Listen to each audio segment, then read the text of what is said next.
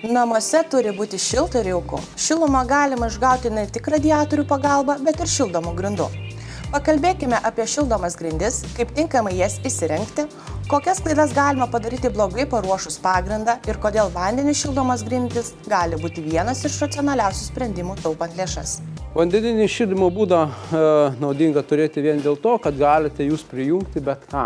Galite šildymo, ta prasme, šildymo, kas gaminti šilumą. Gali gaminti šilumos siurblys, gali gaminti dujinis katilas, kondensatinis, gali gaminti kieto kuro katilas, gali gaminti centralizuotą šilumą, gali ateiti. Labai dideli privalumai. Atminkite, kad šildomų grindų rengimas prasideda nuo pagrindo. Tai yra tinkamo grunto išlyginimo ir sutankinimo. Jei nebuvo tinkamai sutankintas gruntas, laikui bėgant jį sėda ir sulaužo grindis. Yra du būdai klojimas, yra zigzaginis ir yra spiralinis. Mes naudojame spiralinį montavimo būdą vien tik tai dėl to, kad mes galime vamzdį sutankinti iki 5 cm žingsnių. Kai klojamas zigzaginis, to dalyko padaryti praktiškai neįmanoma. Zigzaginis yra montuojamas maždaug iki 20 cm žingsnis, o to tampa sudėtinga. Zigzaginis šildymo būdas, kada yra, tai pirmiausia šyla nuo lauko sienos, tai tada eina į vidurį patalpos. O šiuo atveju, reiškia, vienas vamzdis yra šiltesnis, kitas yra vėsesnis, bet jis, kada yra sutankyti, tai to dalyko nesijaučia. Tarkime, kada klojasi kas 15 cm, tai į kvadratinį metrą įeina nuo 6,5 iki 7 metrų. Jeigu, tarkim, klojasi kas 10 cm, tada tiesiog į kvadratą įeina apie 10 metrų.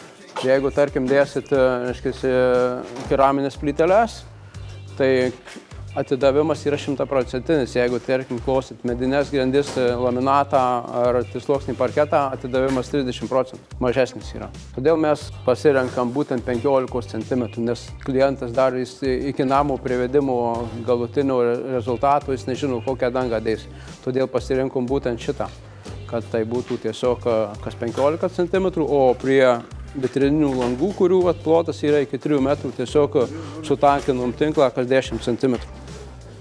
Nes visas šaltis, kaip bebūtų, ateina nuo langų. Dažnai šildomų grindų įrengimas paaiškinamas efektyviai naudojama energija ir komfortinėmis sąlygomis patalpoje.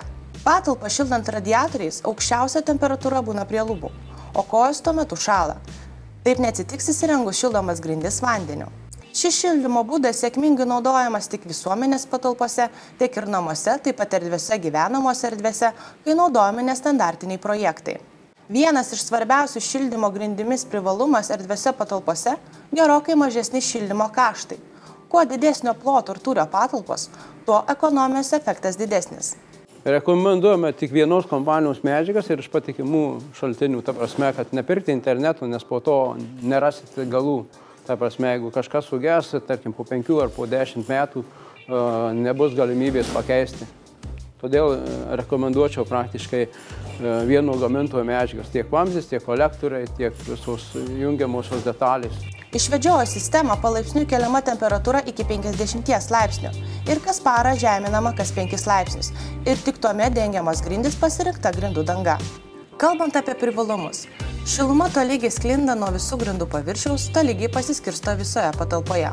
Užtikrinamas komfortas. Šis šildymas ypač tinka patalpose, kuriuose langai siekia grindis.